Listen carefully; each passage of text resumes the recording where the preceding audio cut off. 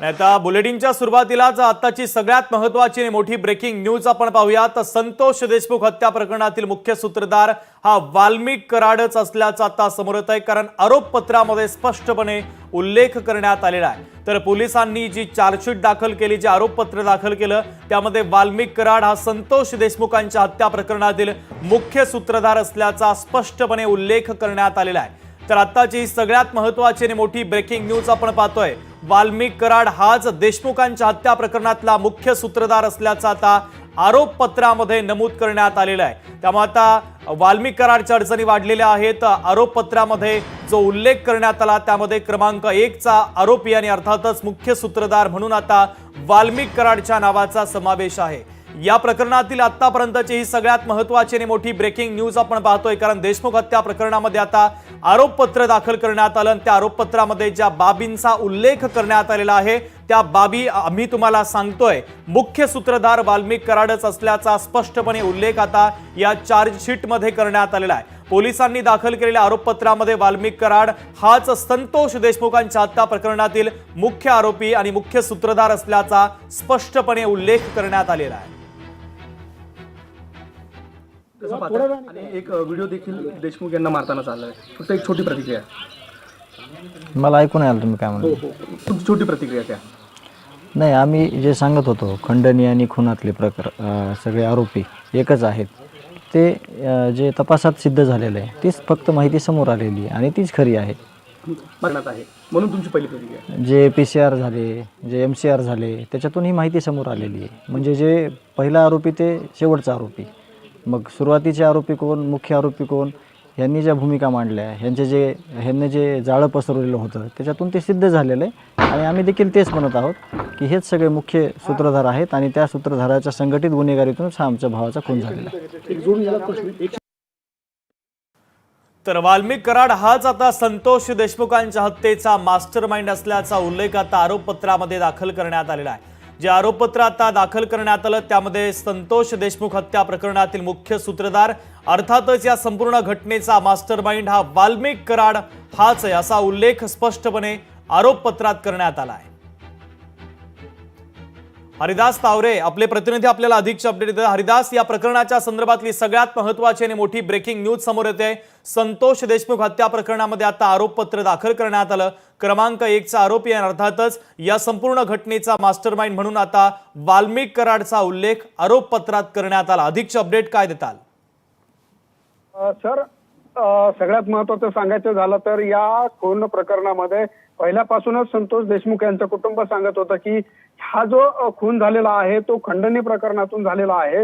आणि विशेष म्हणजे याच्यामध्ये 5 जे गोपनीय साक्षीदारांकडून ही जी माहिती मिळाली आहे त्या जे आरोपपत्र दाखल केलं याच्यामध्ये जे गोपनीय साक्षीदार आहेत यांच्याकडून ही माहिती मिळाल्यानंतर हे सगळं सिद्ध होतंय की हे सर्व प्रकार जो आहे तो खंडणीतूनच झाला असल्याचं या ठिकाणी सिद्ध त्या आरोपपत्रामध्ये सिद्ध टाकण्यात आलेला आहे। आणि विशेष म्हणजे हा सर्व जर प्रकार उघडकीस होताना ज्यावेळेस आपल्याला पाहायला मिळाला त्यावेळेस अनेक वेळी जे सामाजिक कार्यकर्त्यांनी सुद्धा सांगितलं की हा खंडणीचा प्रकार आहे आणि ही खंडणी मागितली ज्या लोकांनी मागितली याच्यामध्ये सुदर्शन गुन्हे असेल, विष्णू साठे असेल, कृष्णा आंधळे असेल, या सर्वांनी एकत्र येऊन याचे व्हिडिओ देखील प्रसारमाध्यमावर मोठ्या प्रमाणात व्हायरल झाले आणि ज्या हॉटेलमध्ये ते थांबले होते त्याचे CCTV फुटेज देखील प्रसारमाध्यमावर व्हायरल झाले।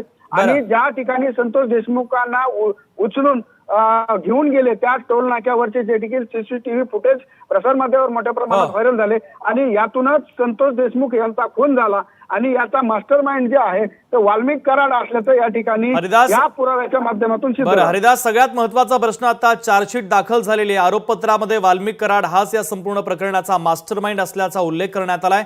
आता पुढची कारवाई नेमकी कशी असेल? पुढची कारवाई म्हणजे महत्वाचं म्हणजे आता हे 3 वेगवेगळे जे गुन्हे या ठिकाणी दाखल झालेत, मात्र या 3 गुन्ह्यामध्ये एकच मास्टरमाइंड आहे आणि अनेक वेळा या ठिकाणी सांगितलं गेलं की यामध्ये वाल्मिक कराडांचं नाव येत नाही। मात्र ज्या वेळेस हे CCTV फुटेज एकत्र केले गेले त्यावेळेस इथं लक्षात येतं की या ठिकाणी वाल्मिक कराड प्रत्येक ठिकाणी आहेत आणि यांना मार्गदर्शन करण्यासाठी कृष्ण आंधळे असेल किंवा यामध्ये सुदर्शन गुले असेल किंवा विष्णू साठे असेल यांना खंडणी गोळा करण्यासाठी साथ देणारे आणि त्यांना मार्गदर्शन करणारे म्हणून फरारच आहे. मग तो फरार आहे तरी कुठे सापडत कसा नाही? आणि मग राज्यात नसेल तर परराज्यात आहे का? मग होम मिनिस्ट्रीला कॉन्टॅक्ट केले का या सरकारने? की दिल्लीला कॉन्टॅक्ट केले का? होम सेक्रेटरीना कॉन्टॅक्ट केले? एक 7वा खुनी असा 70-75 दिवस हा फरार असू कसा शकतो? हा प्रश्न नाही सरकारला वाटत? परंतु ते धनंजय मुंडे यांनी अनेक कार्यक्रमांमध्ये सांगितलेलं होतं की वाल्मिक कराड हे माझे एकदम निकटवर्ती आहे, त्यामुळे आता धनंजय मुंडे हे नैतिकतेच्या आधारावरती त्यांचा राजीनामा झालाच पाहिजे असं वाटत नाही का? हे बघा, सुरेश धसांचं स्टेटमेंट आहे आणि माझं हे बाईट दाखवणार असेल तर पुरं दाखवा. सुरेश धसांनी स्टेटमेंट केलेलं आहे की नैतिकतेची आणि ह्यांची कधी भेटच नाही झाली आणि जसे दिवस जात आहेत तसं मला वाटतं सुरेश धस म्हणले त्याचा शिक्कामोर्तब होतोय की ह्यांची आणि नैतिकतेची भेटच नाही कधी झाली. त्यामुळे यांच्याकडून आपण काय अपेक्षा करणार? परंतु ते संतोष आणि कुठली केस राहिली आहे बीडमध्ये? खून झालाय, एक्स्टॉर्शन झालंय, त्याच्यानंतर करप्शन, शेतकऱ्यांना पीक विम्यात फसवणूक, हार्वेस्टरमध्ये फसवणूक, एवढा मोठा खंडणीचा गुन्हा, डोमेस्टिक व्हायलन्स, अजून कुठला गुन्हा करायचा राहिलाय? आवाजा कंपनीच्या संदर्भात एक पत्रकार परिषद घेतली होती आणि आता हे स्पष्ट झालेलं आहे आवाजा कंपनीच्या वादातूनच ही हत्या करण्यात आली. मी तुम्हाला पहिल्या दिवसापासून मी बोलताना कधीही खोटे नाटे आरोप कुणावर आणि व्यक्तीवर तर करतच नाही, हे माझं राजकारणच नाही. पण जेव्हा अवधा इन्व्हेस्टमेंट्स बद्दल आपण बोलतो तेव्हा अवधा नावाची कंपनीनी जेव्हा कंप्लेंट केली त्यावेळीच ह्या हैवानांना आवरलं असतं तर हा दिवस आला नसता आणि आमच्या वैभवीचे वडील तिच्या बरोबर असतात. तरी पण जवळपास 109 मृतदेह जे आहेत ते अशा पद्धतीने आढळले आहेत बीडमध्ये. असा एक खळबळजनक आरोप जो आहे तो बीडचे खासदार बजरंग बाप्पा सोनवणे यांनी काल लावलेला आहे. महादेव मुंडेंचं पण प्रकरण ताजंच आहे, त्यांच्या घरी तुम्ही जाऊन भेट दिलेली होती. नाही, महादेव मुंडेंच्या कुटुंबाला आणि देशमुख कुटुंबाला आणि परभणीमध्ये सोनवणे कुटुंबाला मी स्वतः तिन्ही कुटुंबाला भेटलेले आहे. माझं आजही त्या तिन्ही कुटुंबांची रेग्युलरली बोलणं होतं, कारण त्या कुटुंबाला न्याय मिळणं ही आपली सगळ्यांची नैतिक जबाबदारी आणि त्यांनी नैतिकता सोडली असेल तर महाराष्ट्राच्या मीडियानी आणि देशाच्या मीडियानी नैतिकता सोडलेली नाही. कारण का तुमच्या सगळ्यांना मी माणुसकीच्या नात्याने म्हणते की महाराष्ट्राच्या मीडियाचे मी मनपूर्वक आभार मानते की सातत्याने तुम्ही या तिन्ही कुटुंबाला न्याय देण्यासाठी प्रचंड परिश्रम केले. तुम्ही अनेक वेळा बीडला गेले, तुमच्या कॅमेरामननी मला सांगितले की